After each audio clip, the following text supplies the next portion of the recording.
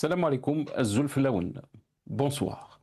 La visite du pape Léon XIV en Algérie, achevée à Alger sous les honneurs officiels présidés par le président Abdelmadjid Tebboune, a marqué un moment diplomatique fort. Du 13 au 15 avril, cette première venue d'un souverain pontife dont le pays a été porté par des messages de paix, de fraternité et de dialogue interreligieux, dans une mise en scène protocolaire soigneusement orchestrée. Dans le même temps, l'actualité intérieure a rappelé des réalités plus sombres avec un épisode violent survenu à Blida sur fond de tensions persistantes. Ce contraste brutal entre ouverture diplomatique et fragilité sécuritaire souligne la complexité du moment que traverse le pays, entre images internationales maîtrisées et défis internes encore sensibles. Au-delà des symboles, cette séquence interroge la trajectoire de l'Algérie. L'accueil d'une telle visite met en avant une volonté d'ouverture et de dialogue avec le monde. Mais la crédibilité de cette dynamique dépend aussi de sa traduction concrète sur le plan interne.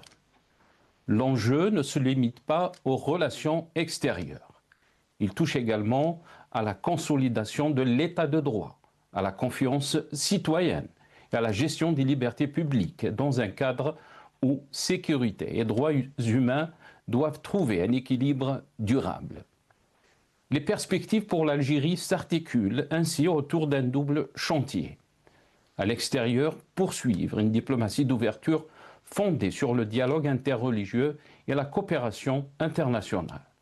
À l'intérieur, renforcer les garanties institutionnelles, élargir les espaces de liberté et consolider les droits fondamentaux, conditions essentielles d'une stabilité durable. Entre messages de paix portés par la visite pontificale et réalité interne contrastée, l'Algérie se trouve face à une question centrale: transformer les symboles d'ouverture en dynamique concrète, capable de conjuguer sécurité, modernisation politique et respect des libertés. Nous en débattrons avec nos invités juste après cette petite intro.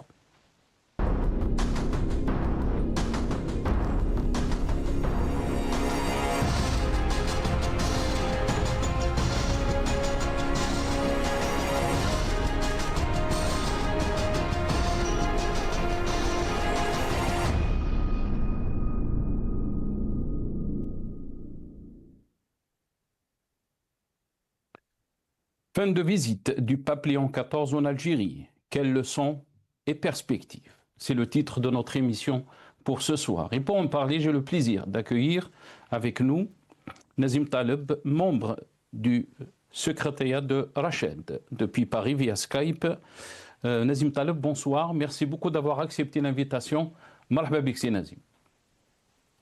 Merci pour l'invitation. Merci à mes salutations à votre invité, M. Zrelish. Je crois que c'est la première fois que j'ai l'opportunité de débattre avec lui, et mes salutations à tous vos téléspectateurs. Merci beaucoup, Nazim. Marhaba bik, très content de vous avoir. C'est vrai que vous l'avez annoncé, Abdelkrim Zrelish est avec nous, très content de l'avoir aussi. Abdelkrim Zrelish est journaliste, militant politique. Il est avec nous depuis Constantine via Skype. Abdelkrim Zrelish, bonsoir. Merci beaucoup d'avoir accepté l'invitation. Marhaba bik, c'est Abdelkrim.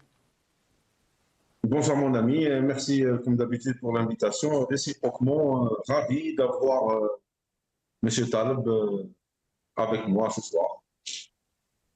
Merci beaucoup Abdelkrim. Zrelish, merci à vous deux. Avant de rentrer dans le vif du sujet de ce soir, quelques titres de la presse nationale, mais aussi des titres de la presse française. On va commencer par le journal Al-Watan. Le président de la République salue donc le pape Léon XIV à son départ à l'aéroport international Houari Boumediene, a titré donc le journal Al-Watan. Dans un deuxième titre, l'Algérie aujourd'hui, événement à Alger, délire à Paris, donc a titré le journal L'Algérie aujourd'hui. Un autre titre, le matin d'Algérie, le pape Léon XIV se rend à Annaba sur les pas les pas de Saint-Augustin, attitré donc Le Matin d'Algérie. Mediapart, le pape en Algérie, une visite symbolique marquée par les enjeux diplomatiques. Visite historique pour certains événements diplomatiques s'apparente à du soft power pour d'autres. Le périple algérien de Léon XIV est parsemé d'hommages dépassant le seul cadre religieux et de précautions toutes politiques dans un contexte de fortes tensions internes et internationales. Et on termine avec ce titre du journal Le Monde. Le premier jour de la visite du pape en Algérie, marqué par un attentat suicide raté dans les environs d'Alger. Donc, attitré le journal Le Monde. Deux hommes se sont fait exploser lundi dans le centre-ville de Blida, à une quarantaine de kilomètres au sud de la capitale algérienne, sans faire d'autres victimes qu'eux-mêmes. Léon XIV était arrivé quelques heures plus tôt à Alger, pour la première fois d'un souverain pontife dans le pays. Donc, peut-on lire dans cet article du journal Le Monde.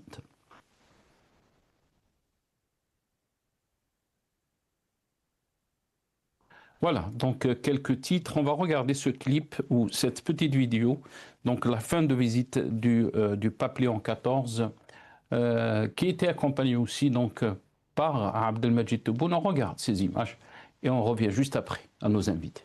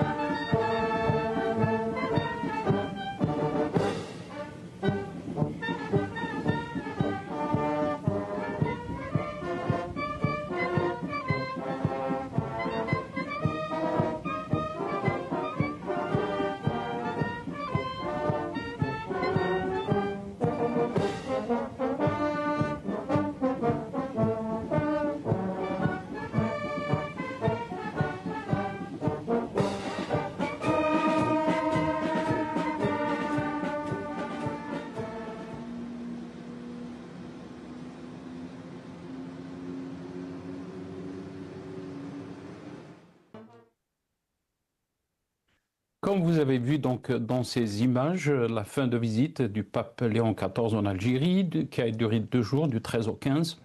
Sa tournée continue donc dans le continent africain. Il a été salué par le chef de l'État, mais aussi d'autres personnalités. On va essayer de revenir un peu sur cette visite. Quelles leçons, quelles perspectives, qu'est-ce qu'elle a apporté pour l'Algérie diplomatiquement? Est-ce que cette visite a été instrumentalisée? Est-ce que ce moment va servir d'apaisement pour la situation interne? Toutes ces questions seront posées à nos invités. Mais avant de donner la parole à Abdelkim Zrilech, mais aussi Nazim Taleb, on va écouter dans ce passage la chef de parti des travailleurs, Louisa Hannou. C'est un message de paix dans le monde qui concerne bien sûr toute l'humanité. C'est important dans la mesure où ce qui est posé, c'est qu'est-ce que notre pays peut faire dans ce contexte mondial. Aussi bien le président de la République que sa sainteté le pape, ils ont soulevé la question des guerres, la question des situations dramatiques, notamment au Moyen-Orient, mais pas seulement. Et je pense que dans le message du pape, il y a un appel, il y a une sorte d'appel à ce que notre pays joue un rôle comme facteur de paix par rapport à ces conflits sur notre continent, au Moyen-Orient et dans le monde. C'est important bien sûr pour nous parce que c'est une sorte de ressourcement. Il ne faut pas oublier, nous faisons partie de l'humanité, donc à chaque étape de l'histoire de l'humanité, nous avions notre place. Bien, en rapport bien sûr, le pape va visiter les sites qui sont ici à Alger, il ira à Annaba. Et ça veut dire qu'il y a une histoire qui remonte, Je citerai, parce qu'on n'en parle pas assez, l'église africaine, qui était l'église des pauvres du temps où notre pays appartenait aussi. Louisa Hnoun, pardon, j'ai perdu mon oreillette. Louisa Hnoun, donc, dans ce passage. Abdelkrim Zrilish, je vais commencer cette émission avec vous. Bien sûr, qu'est-ce qu'on peut dire donc sur cette visite? On a entendu dans ce passage les déclarations de Louisa Hnoun, la chef de parti des travailleurs. Elle a donc qualifié cette visite d'historique, mais aussi de message de paix qu'elle dégage. Qu'est-ce que vous en pensez, Abdelkrim Zrilish? Est-ce que le message de paix est porté aussi par la visite pontificale, peut-il influencer les politiques internes? On va revenir surtout sur la question, bien sûr, interne. Abdelkrim Zrilish. Franchement, j'aurais préféré que vous commenciez l'émission par poser des questions à M. Tal. Franchement. Parce que là, vous me mettez un peu dans la gêne, vu que je suis à l'intérieur du pays et c'est très compliqué de se prononcer sur ce genre de questions, mais c'est pas grave, Mon ami, je pense que la visite du pape en Algérie, franchement, ce ne peut être que positif. Nous ne voyons pas, à l'intérieur de l'Algérie, quelque chose de négatif dans cette histoire-là. En dehors du discours de Mme Hnoun ou du discours officiel. Certainement que le régime exploite cette visite. C'est certain que le régime exploite cette visite. Et je pourrais même dire plus que le régime, il est dans son rôle en exploitant cette visite. Il va faire quoi au contraire? Il n'a pas le choix, il n'a que ça à faire. Et même cette visite, dans l'essence même, parce que j'ai l'impression que beaucoup d'Algériens oublient que c'est l'Algérie qui a invité le pape. Il n'est pas venu, c'est-à-dire de sa tête. C'est l'Algérie qui a invité le pape à venir. Il a répondu à une invitation. Et si le régime exploite cette visite, qui reste positive pour l'Algérie, bien sûr, qui reste très positive pour l'Algérie, est-ce que l'Algérie va pouvoir et savoir exploiter les retombées de cette visite? Si, du moins, il y a des retombées. Je pense que le sujet le plus important, et on devrait tenir, c'est le fait qu'on a mis cette visite, a mis en avant Saint-Augustin. Est-ce que nous, Algériens, on va attendre que le pape va venir en Algérie pour nous expliquer ou pour nous dire qui est Saint-Augustin? Je ne pense pas que les Algériens ont besoin d'attendre que le pape, celui-là ou d'avant ou d'après, pour venir en Algérie pour c'est-à-dire nous expliquer qui est Saint-Augustin. Mais ce n'est pas grave. C'est un petit point positif. On devrait quand même être d'accord sur ce point positif-là. Mais malgré, à part ça, c'est certain, c'est évident, on n'a même pas besoin d'expliquer. Le régime exploite cette visite. Et je vais attendre la réflexion de Malish Abdelkarim. En tous les cas, Nazim Taleb est là. Qu'est-ce que vous en pensez, Nazim Taleb? Est-ce qu'on peut dire que cette visite aussi, elle porte un message positif, celui donc d'un dialogue interreligieux, mais aussi d'un dialogue de paix, des messages de paix, surtout dans le contexte actuel que vit le monde. Est-ce que vous pensez que cette visite a été une visite importante pour l'Algérie ou importante pour le régime algérien? Bon, je crois qu'il faut lui donner du temps à cette visite. Il est évident que diplomatiquement parlant, il faut le mentionner, c'était sur l'État algérien a demandé au cardinal Vesco d'inviter le pape en Algérie. C'est une première visite d'un pape en Algérie. Donc, effectivement, c'est quelque chose de positif.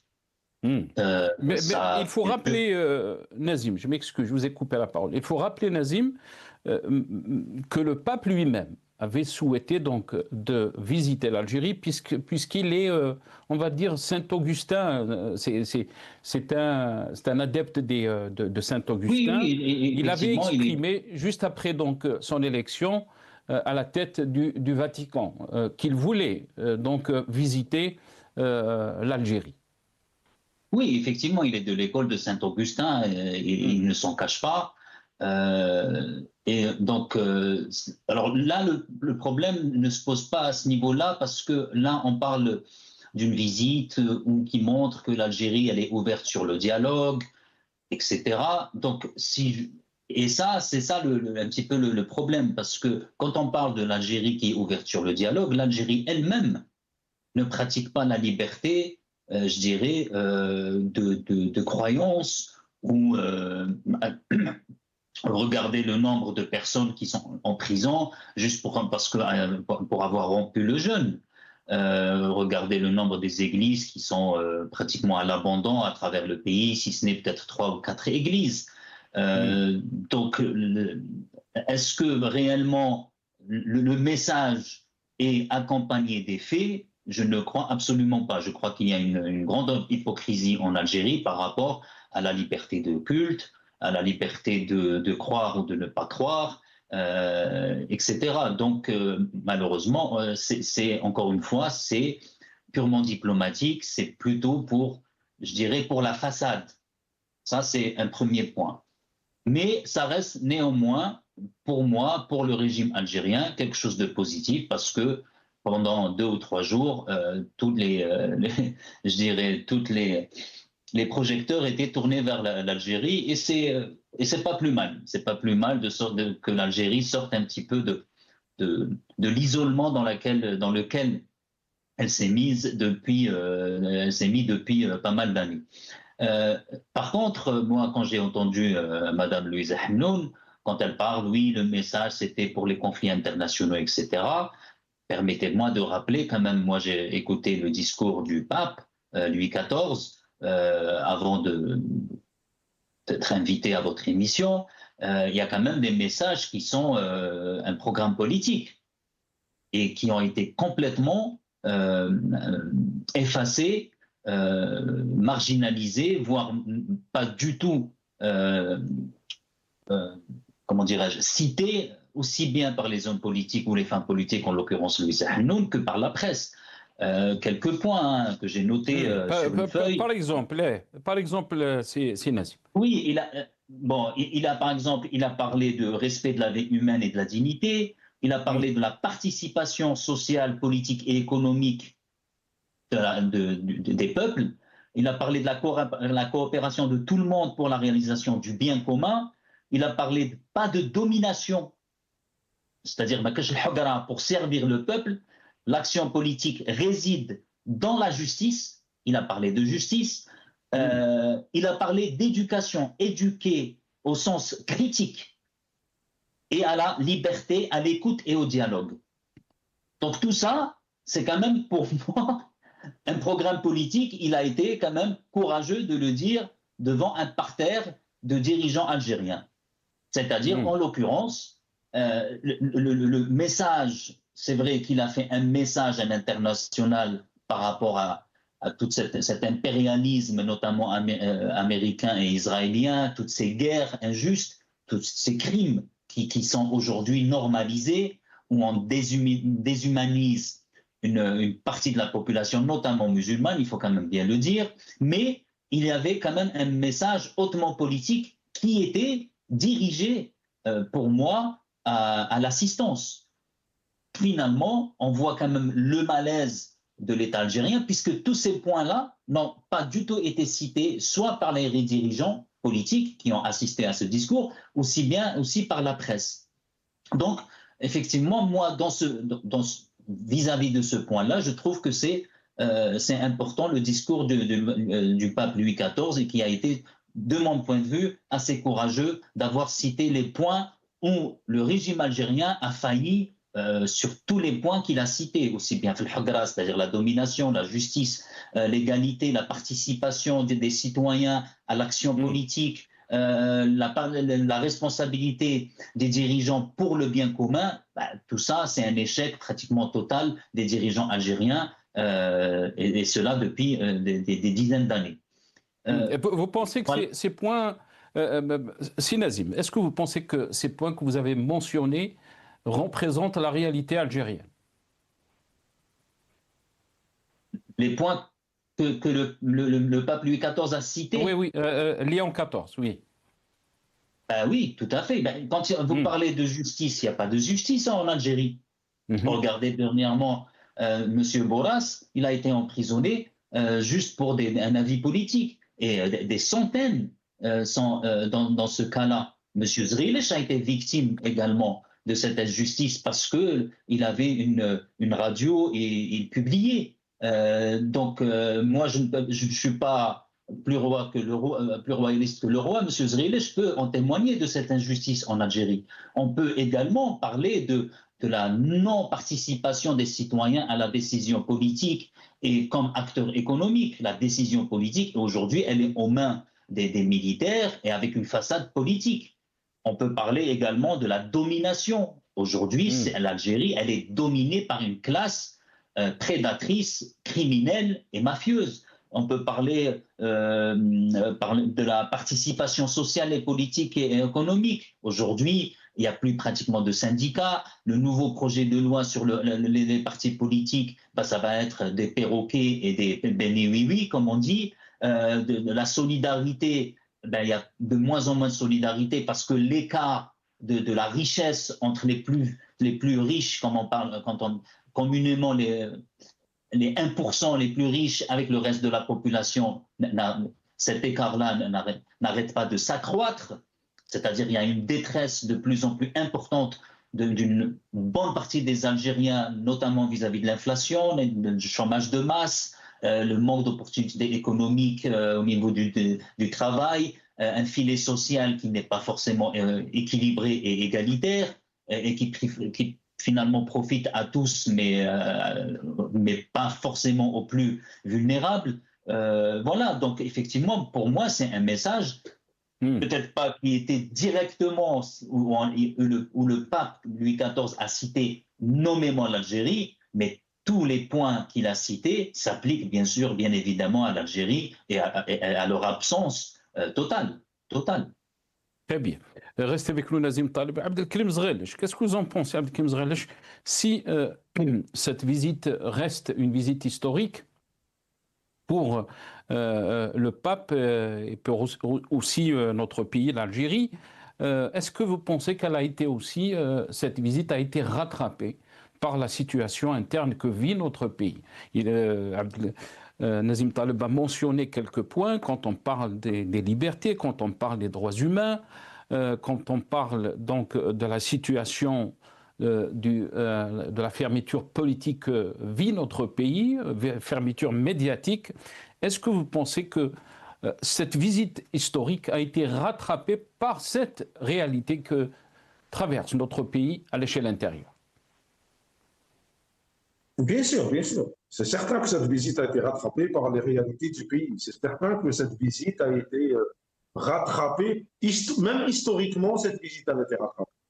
C'est certain que peut-être certaines personnes naïves pourraient penser que les choses se passent normalement en Algérie, mais je pense que les personnes averties comme M. Taleb savent très très bien que rien ne se passe par hasard. Quel est le pourcentage, je pourrais poser la question à M. Taleb, de personnes averties en Algérie, qui comprennent et qui pourraient comprendre tout ce que vous venez d'énumérer, tout ce que vous venez de dire. D'après vous, M. Taleb, combien il y a de personnes averties en Algérie qui partagent votre discours franchement, sincèrement, et dans leur vie quotidienne? Tout ce que vous venez de dire, M. Taleb, c'est certain que vous n'avez dit aucune bêtise, vous n'avez dit que la vérité.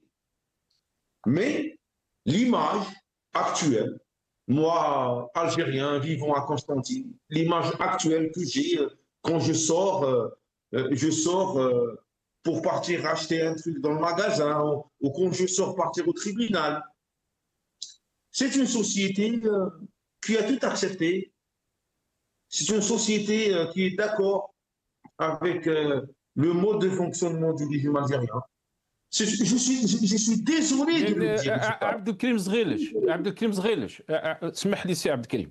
Est-ce que aussi on n'avait pas cette impression avant le Hirak? Souvent on disait que le peuple a accepté la situation, le règne de Bouteflika, et on s'est rendu compte en 2019 que cette réalité n'est pas juste, ce constat n'est pas juste, parce que le peuple peut être accepté jusqu'à une certaine situation, et on ne sait pas quand est-ce cet éveil sera là. La preuve, ça a été en 2019, personne n'y s'y attendait que le peuple algérien va sortir en millions. Abdelkrim Zghilish, est-ce que vous pensez aussi que cette réalité que vous décrivez n'est que, on va dire, momentanée? Parce qu'on sait qu'il y a les gens peut-être ont peur, les gens savent qu'il y a une situation de répression. Vous-même, à travers des posts sur Facebook, vous avez décrit une situation que je dirais pour moi inédite pour un militant politique qui va avoir des 5 à 6 procès en quelques jours. Moi, j'ai jamais vu ça. Est-ce que vous pensez aussi que cette réalité, elle est là, elle nous renseigne aussi de la répression et de la peur qui existe dans la société aussi? Abdelkrim Zghilish. Je ne suis pas l'hirondelle qui prévoit le printemps. Je ne suis pas l'hirondelle qui prévoit le printemps. Moi, j'ai répondu, j'ai essayé de faire passer une vision, parce que j'ai toujours dans ma tête que les personnes qui ne sont pas à l'intérieur de l'Algérie ont une certaine vision, je dirais, pratiquement romantique. Il y a beaucoup de romantisme. Mais moi, j'ai essayé de faire passer un petit message de le vécu, le quotidien, al-hayat al-yawmiya, sans aucune arrière-pensée. Donc, est-ce qu'on est dans une étape post-Hirak 2.0?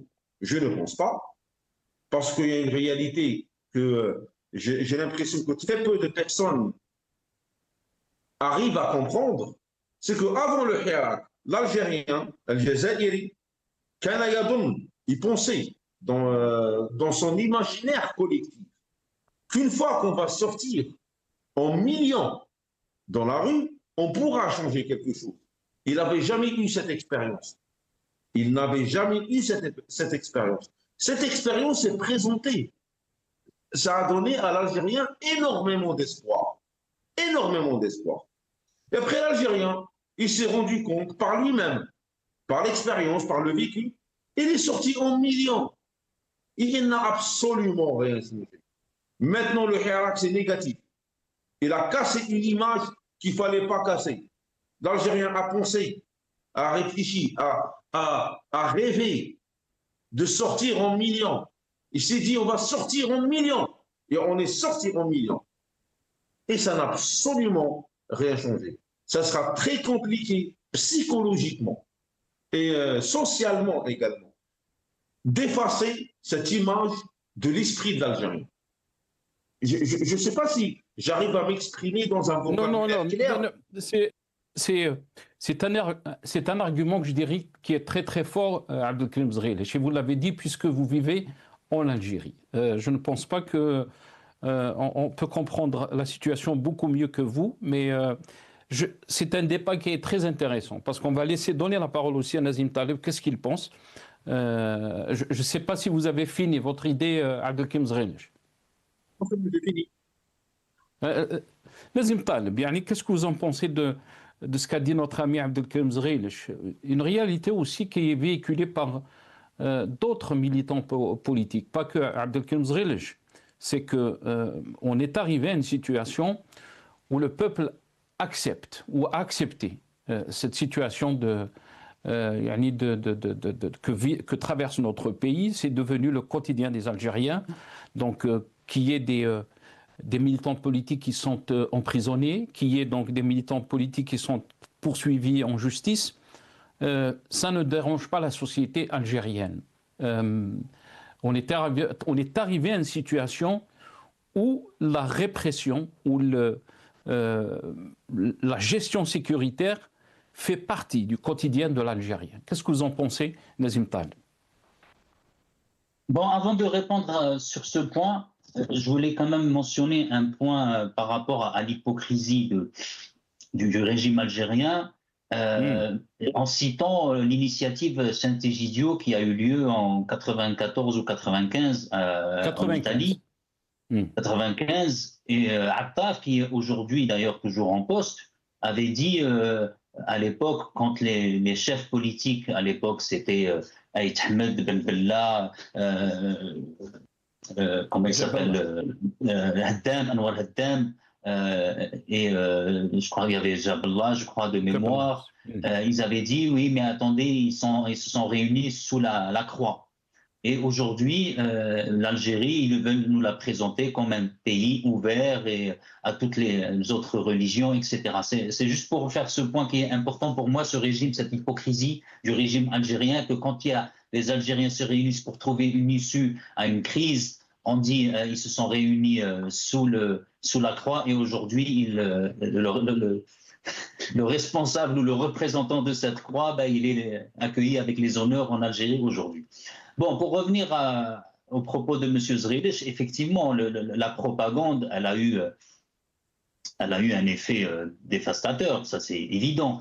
Mais il faut encore relativiser, et c'est bien aussi de se baser soit sur des études, soit sur des faits. Les études comparatives, notamment sur les périodes de transition ou les mouvements de masse, disent qu'à peu près, il faut 5% de la population pour se protester, se révolter, etc., pour changer les choses dans un pays donné. Donc, encore une fois, je ne crois pas que c'est...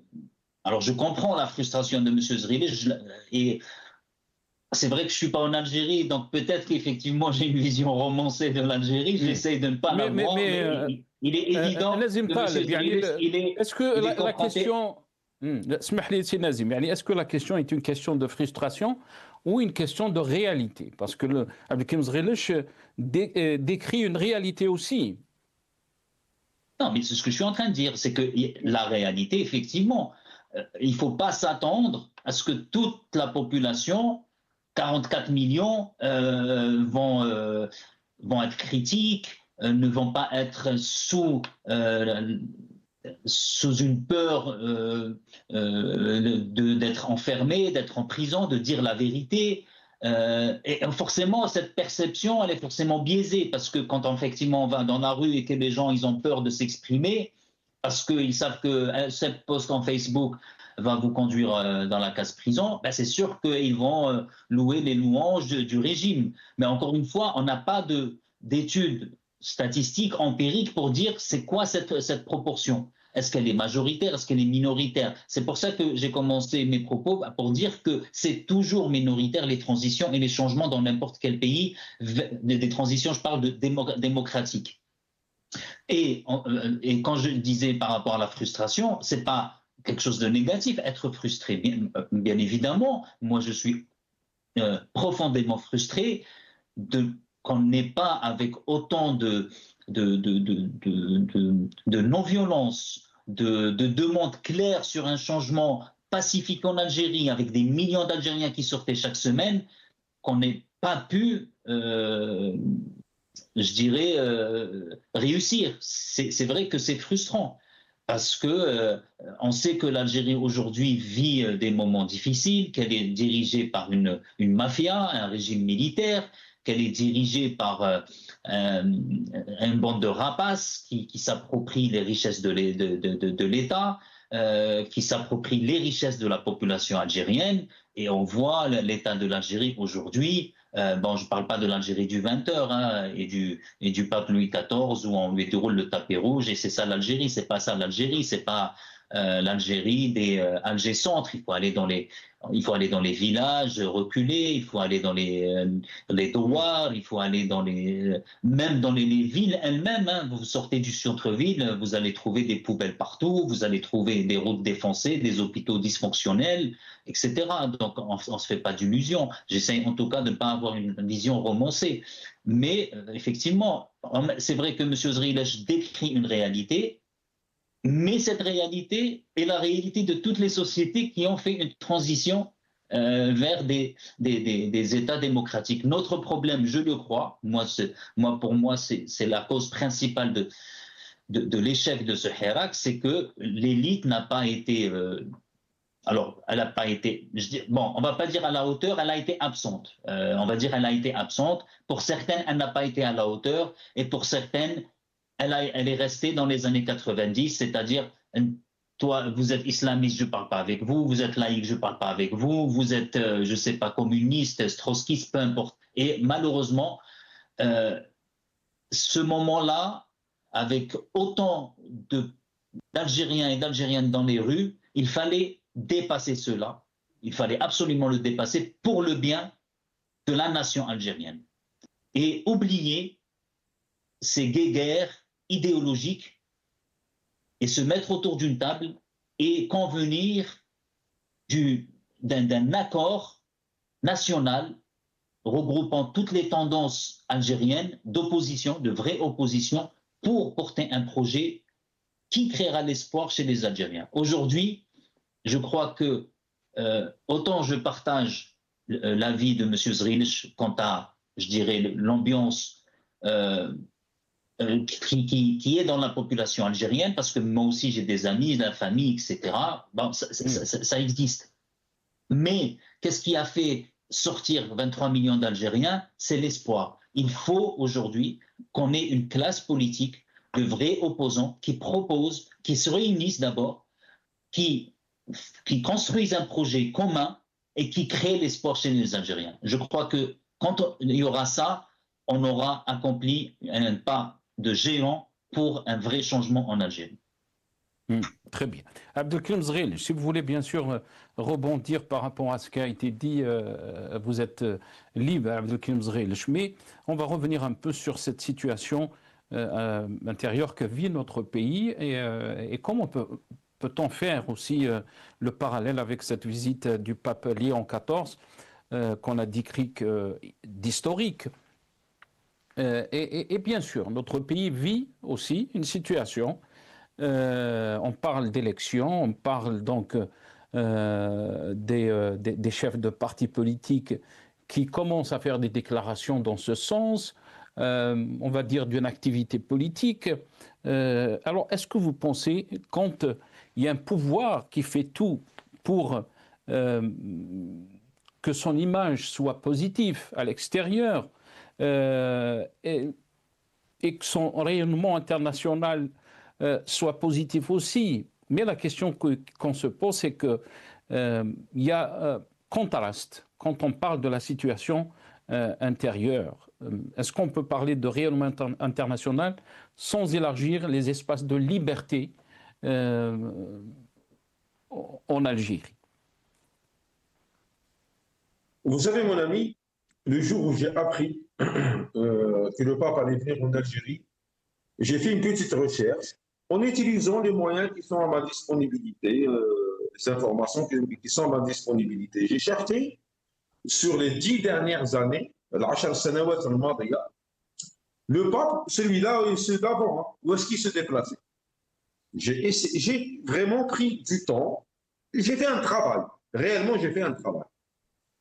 Et le résultat de ce travail, pardon, c'est que ça m'a confirmé ou réconforté dans une certaine réflexion. Le pape ne se déplace que dans les pays à 80% où il y a des problèmes. Tout le monde peut vérifier l'information. Avec les outils qui existent aujourd'hui, cette information est très facilement vérifiable. Et j'ai facilité la vie à tout le monde en faisant cette petite recherche et ce petit travail, et que j'ai déjà d'ailleurs publié sur mon compte Facebook.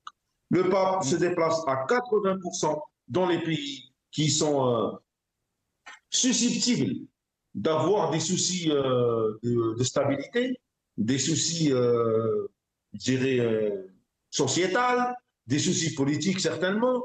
Voilà où se déplace le pape. Donc, dans cette histoire-là, car le pape est venu en Algérie, moi je pense que le monde développé, le monde serein, le monde sensé, ne voit l'Algérie qu'un pays du tiers-monde, là où le pape se déplace. Le Pérou, l'RDC, le Nicaragua. À 80% des déplacements du pape, il se déplace en Argentine, il se déplace dans ce genre de pays. Le pape, il a fait un petit déplacement à Monaco. Tout le monde s'est demandé pourquoi il est parti à Monaco, parce que ce n'est pas là où le pape se déplace généralement. Le pape ne va pas à Monaco. Et j'imagine que cette information, tout le monde peut la vérifier. Donc franchement, le pape est venu en Algérie. Je ne pense pas qu'elle rajoute à l'image de l'Algérie. Je pense qu'elle diminue encore l'Algérie encore plus. L'Algérie est un pays du tiers-monde et tout le monde sait que l'Algérie est un pays du tiers-monde. Et le pape, dans 80% de ses déplacements, il se déplace là, dans les pays du tiers-monde. Mais Abdelkrim Zghilch, je serai l'avocat du diable. Du côté du pouvoir algérien, on dit, regardez comment on est en train de qualifier cette visite du pape. D'un côté, donc, du côté algérien, on dit que c'est une visite historique, mais dans une certaine presse française, qu'on va dire d'extrême droite, cette visite a été très critiquée. On va le dire juste comme ça. Et pour le pouvoir algérien, on est en train d'expliquer aux Algériens que, regardez, ces médias d'extrême droite sont en train de critiquer la visite de Léon XIV, le pape, donc, en Algérie, parce qu'ils n'aiment pas l'Algérie, parce que cette visite est une visite historique, parce que cette visite, elle a une portée aussi diplomatique, mais aussi sur l'image de l'Algérie. Abdelkrim Zghilch. Franchement, mon ami, la presse française, elle dit ce qu'elle veut. Bon, ça ne m'intéresse pas ce qu'elle raconte, la presse française. Hein. Je n'ai pas besoin d'avoir une étude de la presse française pour savoir ce que moi je dois penser. Je n'ai pas besoin de la presse française. Donc, ce que raconte la presse française, franchement, ça ne m'intéresse pas du tout. Ils ne sont pas contents que le pape soit venu en Algérie. Je ne sais pas pourquoi ils ne sont pas contents. Ils devraient être contents, le pape est venu en Algérie. Tout le monde devrait être content. Donc, la presse française, franchement, ça ne m'intéresse pas du tout. Et je n'ai pas besoin de leur avis pour avoir le mien. Voilà ce qu'on devrait faire en Algérie. Et pourquoi, en tant qu'Algériens, on ne soit pas content de cette visite? Pourquoi on ne va pas dire que cette visite, c'est quelque chose de positif pour notre pays, pour l'image de notre pays, et qu'elle peut apporter beaucoup de choses sur le plan diplomatique. علاش ما نقولوش حتى احنا هذا الشيء عبد الكريم زغيلش. Non, mais je pense que tout le monde a dit ça en Algérie. Je pense que tout le monde a dit ça. Nous connaissons nos réalités. Ça ne veut pas dire qu'en Algérie, les gens ne sont pas, je dirais pas contents, ce n'est pas le mot exact, contents. Ça veut dire être content, ce n'est pas le mot. Je dirais c'est bien que le pape en Algérie, ça donne une certaine image de l'Algérie. Il y a une certaine photo à la mosquée d'Alger qui est maintenant devenue réellement virale en Algérie. C'était une belle photo. Franchement, je ne pense pas que les gens ne sont pas contents. Ce que vous êtes en train de dire, Abdelkrim, ce que vous êtes en train de dire, que cette visite ne change pas la réalité du quotidien de l'Algérien, en termes de liberté, en termes des droits de l'homme, en termes de la cherté de la vie, en termes de perspective, en termes d'espoir. Oui, elle ne change rien, cette visite-là, franchement. Ce n'est pas le pape. Le pape, il va. Non, on connaît le régime algérien. On le connaît. Le pape, il va rentrer, ils vont oublier qu'il est venu. On le sait, ça. On le sait.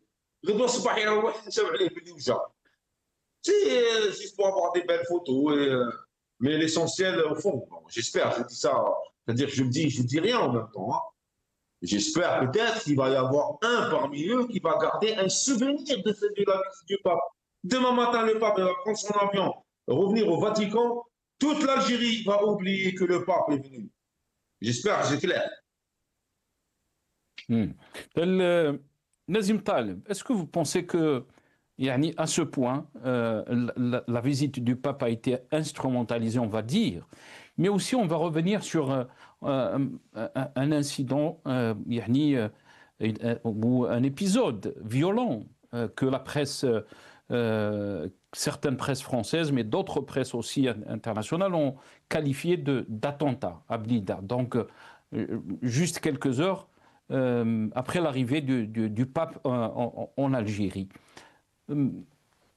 Quelle est votre analyse par rapport à cet épisode violent, on va dire, si on ne qualifie pas d'attentat, parce que pour l'instant, on n'a pas d'informations, ni du côté des autorités algériennes, ni du côté donc, des services de sécurité.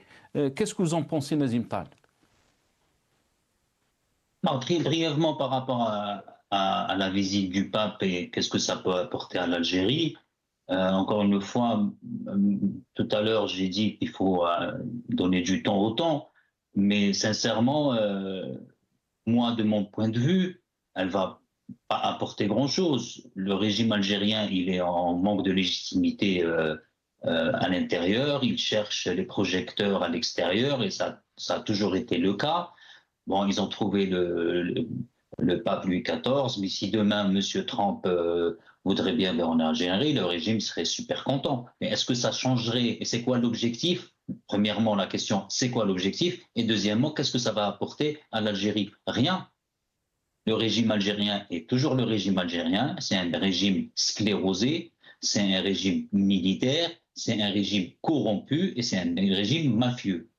Que M. Trump vienne, que le pape Louis XIV vienne, ça ne va absolument rien changer au quotidien des Algériens. Concernant les attentats qui ont eu lieu à Blida, effectivement, je partage votre opinion et je m'interroge sur le mutisme des médias et aussi bien privés que publics. Parce que chaque mercredi, oui, on a attrapé 3 terroristes à Tamanras et Tegentouri, Niger, à la frontière du Niger, la frontière du Nigeria. OK, mais quand il se passe quelque chose et qu'il y a 2 qui se font exploser, il n'y a personne qui en parle. Ça, c'est extrêmement grave. Et on revient à notre point de départ et au discours du pape Louis XIV, le pape Léon XIV. Il n'y a pas de liberté. On ne peut même pas parler d'un fait sécuritaire qui est quand même, heureusement d'ailleurs qu'il n'y a pas eu de victimes, heureusement qu'il n'y a pas eu de dégâts, si ce n'est les 2 qui se sont fait exploser, mais ce n'est pas normal. Parce que quand ils nous montrent des terroristes et qu'ils se bombent le torse devant les caméras pour dire on a attrapé, c'est bien, bravo, mais par contre, quand vous ne attrapez pas et que vous avez quand même 2 qui arrivent à se faire exploser, là, normalement, il doit y avoir non seulement une information au public, mais aussi comment la faillite sécuritaire qui a fait que ces 2 ont pu avoir des bombes autour de la tête qui ont pu les faire exploser en plein centre de Blida. C'est ça la question. Et là, il doit y avoir normalement des comptes qui doivent être rendus par aussi bien les services de sécurité que par le renseignement. Là, personne n'en parle. Aussi bien les appareils de propagande de l'État tels que la PS, aussi bien les médias privés qui sont, privés que le nom, mais c'est des médias qui sont à la botte du régime algérien, mais ça tout le monde le sait, mais c'est extrêmement grave que le citoyen algérien ne puisse pas être informé de ce genre d'actes criminels. Abdelkrim Zreilish, sur une question qui est, on va finir cette émission parce qu'il me reste juste 30 secondes. Vous avez décrit une réalité qui est difficile, bien sûr, pour tous les militants politiques. Et vous êtes un militant politique aussi. Est-ce que vous avez un espoir que les choses peuvent changer malgré cette situation que traverse notre pays en termes de répression, en termes aussi on va dire, de manque de liberté, mais que ce soit les libertés en termes médiatiques, en termes politiques. Est-ce que vous avez l'espoir que les choses vont changer donc un jour? Mon ami, si je n'avais pas d'espoir, je participerai même pas à ton émission. Bien sûr, j'ai espoir. Je suis là pour défendre l'espoir. Le combat actuellement, c'est de maintenir une certaine bougie allumée qui s'appelle l'espoir. C'est ça le combat, entre parenthèses, notre petit combat quotidien, hein.